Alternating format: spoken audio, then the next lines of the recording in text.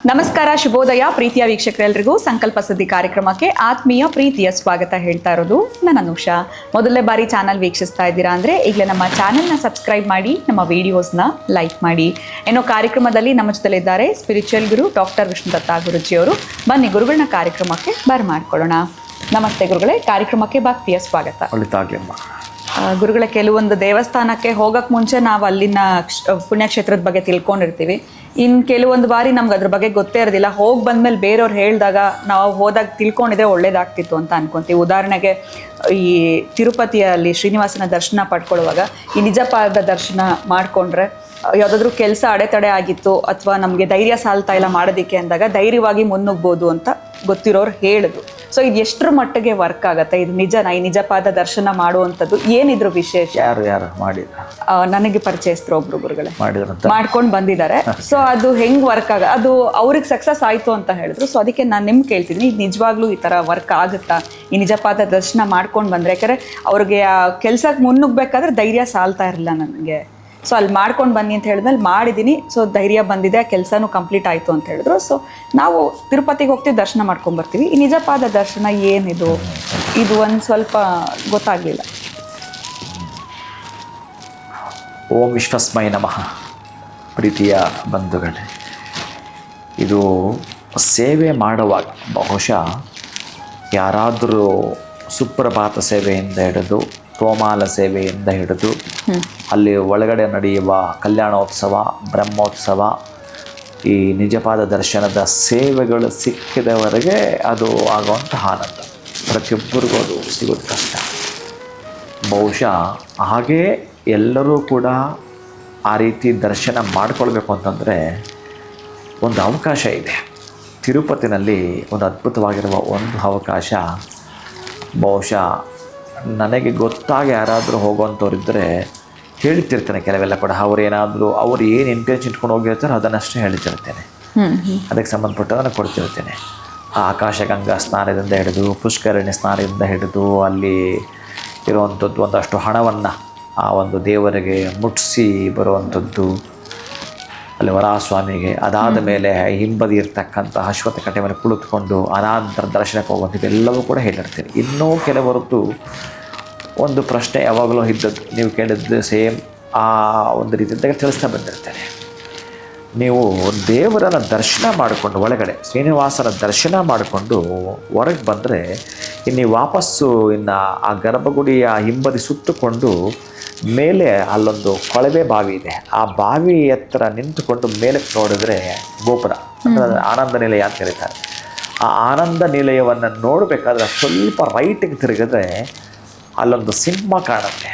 ಆ ಸಿಂಹವನ್ನು ನೋಡ್ತಾ ನೋಡ್ತಾ ನೋಡ್ತಾ ನಿಂತುಕೊಂಡ್ರೆ ಹಾಗೇ ಅದರ ಮೇಲೆ ಒಮ್ಮೆ ನೀವು ಗಮನಿಸಿದ್ರೆ ಬಹುಶಃ ಅದರ ಪಕ್ಕದಲ್ಲಿರುವಂಥದ್ದು ಶ್ರೀನಿವಾಸ ಎಡಗಾಲ ಮೇಲೆ ಬಲಗಾಲನ್ನು ಹಾಕಿರುತ್ತಾನೆ. ಅಂದರೆ ಕಾಲ ಮೇಲೆ ಕಾಲು ಹಾಕಿ ಕುಳಿತಿರ್ತಕ್ಕಂಥ ಶ್ರೀನಿವಾಸನ ನೀವು ನೋಡ್ತೀರಿ. ತಿರುಪತಿಗೆ ಹೋದರೆ ನೀವು ನಿಂತಿರುವ ಶ್ರೀನಿವಾಸನ ನೋಡುತ್ತೀರಿ.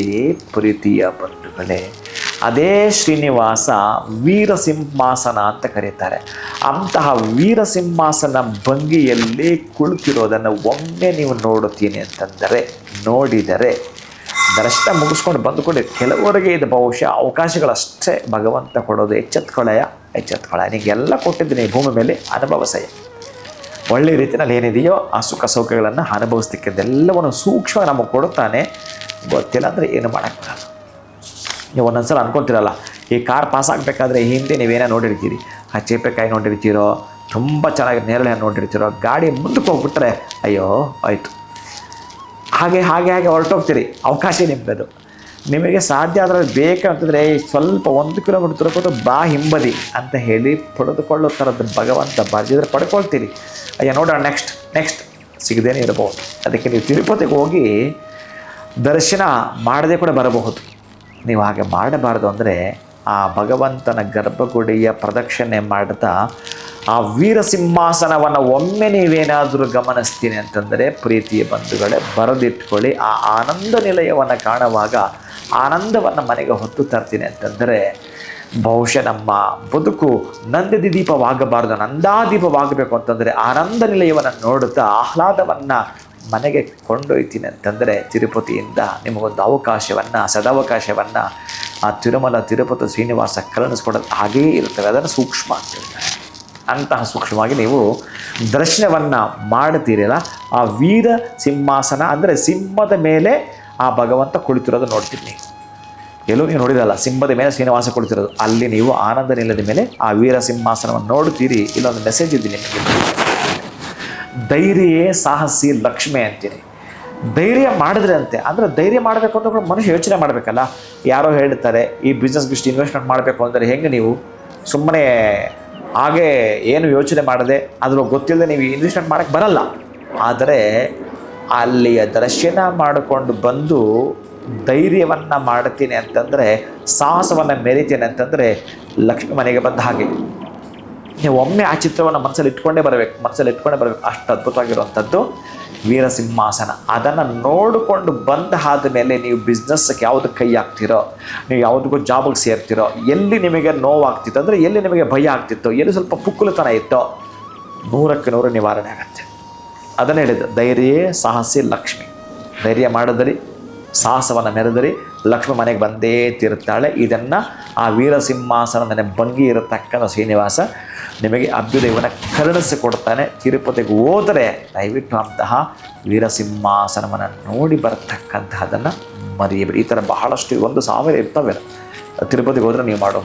ಅಲ್ಲಿ ಕುಳಿತುಕೊಂಡು ಪಾರಾಯಣ ಮಾಡೋದೆಲ್ಲ ಹೇಳ್ತಾ ಬಂದಿದ್ದೆ ನಾನು, ಯಾವ ರೀತಿ ಅಂತಹ ಯೂಹಲಕ್ಷ್ಮಿ ಮಂತ್ರವನ್ನು ಹೇಳೋದ್ರಿಂದ ಹಿಡಿದು, ಆ ನಂತರ ನಮಗೆ ಭೂಮಿ ಬೇಕು ಅಂತಂದರೆ ಆ ಹಣವನ್ನು ಆ ಒಂದು ವರಸ್ವಾಮಿಗೆ ಮುಟ್ಟಿಸೋದ್ರಿಂದ ಹಿಡಿದು, ಆ ನೀರನ್ನು ಕಲ್ಯಾಣ ನೀರನ್ನು ತಂದು ಮನೆಯಲ್ಲಿ ನಾವು ಸ್ನಾನಕ್ಕೆ ಬಳಸೋದ್ರಿಂದ ಹಿಡಿದು, ಎಷ್ಟು ಅಂತಂದರೆ ಅಷ್ಟು ಅವಿಚ್ಛಿನ್ನಪ್ರದವಾಗಿರುತ್ತೆ. ಅಲ್ಲಿ ಪಾರಾಯಣವನ್ನು ಮಾಡಿ ನೀವೇನೇನೋ ಹರಟೆ ಹೊಡಿಬಾರ್ದು. ತಿರುಪತಿಗೆ ಹೋಗಿದ್ದೀವಿ ಅಂತಂದರೆ ಎಲ್ಲವೂ ಕೂಡ ನಿಮ್ಮ ವೈಯಕ್ತಿಕ ಬ್ಲ್ಯಾಕ್ ಮಾಡಿಕೊಂಡು ಕರೆಕ್ಟಾಗಿ ನಮ್ಮ ಜೀವನವನ್ನು ಪುನರುಜ್ಜೀವನ ಮಾಡಿಕೊಳ್ಬೇಕು ಅಂತಂದರೆ, ಏನು ಸತ್ಯಂಬದ ಧರ್ಮಂಚರ ಹಾಗೆ ಪಾರಾಯಣ ಮಾಡಿ ಆ ಕ್ಷೇತ್ರ ದರ್ಶನವನ್ನು ಮಾಡ್ತೀನಿ ಅಂತಂದರೆ 5 ಸೆಕೆಂಡ್ ಶ್ರೀನಿವಾಸ ನಿಮ್ಮನ್ನು ಗಮನಿಸಿದ್ರೆ ಸಾಕು, ಗಮನಿಸ್ತೇ ತೀರ್ತಾನೆ. ನೀವು ಮನೆಯಲ್ಲಿ ನಿಂತ್ಕೊಂಡು ರೂಮಲ್ಲಿ ನೀವು ಉಚ್ಛ್ವಾಸ ನಿಶ್ವಾಸವನ್ನು ಮಾಡ್ತಿರ್ಕೊಂಡು ಗಮನಿಸ್ತಿರ್ತಾನೆ ಶ್ರೀನಿವಾಸ. ಆಗಿರಬೇಕಾದ್ರೆ ಇನ್ನು ಅವನ ಮನೆಗೆ ಹೋದ ಮೇಲೆ ಆತ ಗಮನಿಸಲ್ವಾ, ಕಲೋ ವೆಂಕಟನಾಯಕ ಅಲ್ಲಿ ಯಾಕೆ ಇದ್ದಾನೆ ಶ್ರೀನಿವಾಸ ಅನ್ನೋದನ್ನು ಕೂಡ ಒಂದು ಕಥೆ ಇದೆ, ದೊಡ್ಡ ಕಥೆ ಇದೆ. ಲಕ್ಷ್ಮಿ ಕೇಳ್ತಾಳೆ, ಅಲ್ಲ ನಡಿಯಪ್ಪ ಸಾಕು, ಇಲ್ಲೇ ಕಲಿಯುಗ ಸಾಕು ನಡಿ, ನಮ್ಮ ವೈಕುಂಠಕ್ಕೆ ಹೋಗೋಣ ನಡಿ ಅಂತ ಲಕ್ಷ್ಮಿ ಕೇಳ್ತಾಳೆ. ಆ ಲಕ್ಷ್ಮಿ ಕೇಳಿದಾಗ ಶ್ರೀನಿವಾಸ ಹೇಳ್ತಾನೆ, ಇಲ್ಲ ನಂದು ಇಲ್ಲಿ ಅವಕಾಶ ಇದೆ, ಈ ಕಲಿಯುಗದಲ್ಲಿ ಭಕ್ತರು ನಾನು ಈ ರೀತಿ ಅವಕಾಶವನ್ನು ಕೊಟ್ಟಿದ್ದೇನೆ, ಅದು ಉಪಯೋಗ ಮಾಡ್ಕೊಂಡು ಇಲ್ಲಿ ನಾನು ಅಂತ. ಹಾಗಾಗಿ ಅಲ್ಲಿ ಬಹಳಷ್ಟು ಇದೆ ಪ್ರೀತಿ ಬಂಧುಗಳು. ಒಮ್ಮೆ ನೀವು ಹೋದಾಗ ಇದೊಂದು ದರ್ಶನ ಮಾಡ್ಕೊಳ್ಳಿ. ಉಳಿದಿದ್ದು ಮತ್ತು ನಿಮಗೆ ಯಾವಾಗ ಅವಕಾಶ ಭಗವಂತ ಕೊಡುತ್ತೆ ನಾನು ತಿಳಿಸ್ತಾ ಬರ್ತೀನಿ. ಸೊ ಇಷ್ಟು ವರ್ಷಗಳು ಹೋಗಿ ದರ್ಶನ ಮಾಡಿರೋದು ಬೇರೆ, ಯಾವಾಗ ಈ ಮಗು ಕೇಳ್ತಾರೋ ಅವಾಗೆಲ್ಲ ತಿಳಿಸ್ತಾ ಬರ್ತೀನಿ.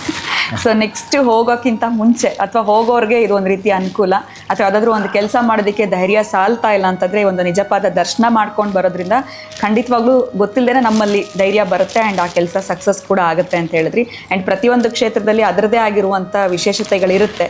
ಈಗ ವಾರಾಹಿಗೆ ನೀವು ಹಣವನ್ನು ಸ್ಪರ್ಶಿಸೋದಾಗಿರ್ಬೋದು, ಈ ರೀತಿ ಇನ್ನಷ್ಟು ಮುಂದಿನ ಎಪಿಸೋಡ್ಗಳಲ್ಲಿ ಇದೇ ರೀತಿ ಪ್ರಶ್ನೆಗಳು ತಿಳ್ಕೊಳ್ಳೋಕ್ಕೂ ಸಹಾಯ ಆಗುತ್ತೆ ಅಂತ ಹೇಳ್ಬೋದು ಗುರುಗಳೇ. ಧನ್ಯವಾದಗಳು, ನಮಸ್ಕಾರ. ಹರೇ ಶ್ರೀನಿವಾಸ. ಇವತ್ತಿನ ವಿಡಿಯೋನ ಮುಗಿಸುವಂಥ ಸಮಯ ಆಗಿದೆ. ನಮಸ್ಕಾರ. ಈ ಕಾರ್ಯಕ್ರಮದ ಪ್ರಾಯೋಜಕರು NK42 Fitness. Get your growth, speak loudly. Your fitness journey starts here. NK42 Fitness, 2nd floor, Zudio Shop Building, Balagere Road, Vartur. Contact 973194115. Transform your body, transform your life. ನಮ್ಮ ಆರೋಗ್ಯವೇ ನಮ್ಮ ಸಂಪತ್ತು, ಅದನ್ನು ಕಾಪಾಡುವುದು ನಮ್ಮ ಹೊಣೆಗಾರಿಕೆ. ಭಗವಾನ್ ನೋನಿ 55ಕ್ಕೂ ಹೆಚ್ಚು ಆರೋಗ್ಯದ ಸಮಸ್ಯೆಗಳಿಗೆ ರಾಮಬಾಣ. ಇದು ಕೇವಲ ಔಷಧಿ ಮಾತ್ರವಲ್ಲ, ಅಮೃತ ಸಂಜೀವಿನಿ. ನಮ್ಮ ಸಂಸ್ಥೆಯ ಉತ್ತಮ ಗುಣಮಟ್ಟದ ಹೇರ್ ಆಯಿಲ್, ಪೇನ್ ಆಯಿಲ್ ಮತ್ತು ನೋನಿ ಸೋಪ್ ಲಭ್ಯವಿದೆ. ನೀವು ಕೂಡ Bhagwan noni hair oil, pain oil ಮತ್ತು ಸೋಪುಗಳನ್ನು ಕೊಂಡುಕೊಳ್ಳಲು ಈಗಲೇ ಸಂಪರ್ಕಿಸಿ 9590799995 8217847031.